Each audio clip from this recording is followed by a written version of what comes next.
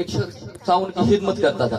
کبھی ان کی خدمت کرنا کتنا ثواب ہے، میں آج کے اس اجتماع میں آپ سے عرض کروں گا کہ جتنے بھی آپ کے مدارس ہیں ان کے ساتھ تعاون کریں، کیونکہ انہی مدارس سے وہ لوگ نکلتے ہیں جو مجاہد بن کر حضور علیہ السلام کی ناموس و عزت کا پہرا دینے کے لیے. سبحان اللہ، سبحان اللہ. آپ نے دیکھا ہوگا جس مرضی میدان میں چلے جائیں، جب بھی حضور علیہ السلام کی ناموس پر کسی ظالم نے ڈاکہ ڈالا ہے تو کوئی غلام احمد رضا نکل کر اس نے آگے پہرا دیا ہے. یاد رکھنے والی بات، احباب ذی وقار، تو وہ ایک بندہ ان کی خدمت کرتا تھا، خدمت کے لیے معمول تھا. تو طالبہ جو ہوتے ہیں وہ ذرا شرارتی ذہن کے مالک ہوتے ہیں، تو انہوں نے اس کا نام رکھ لیا حمار.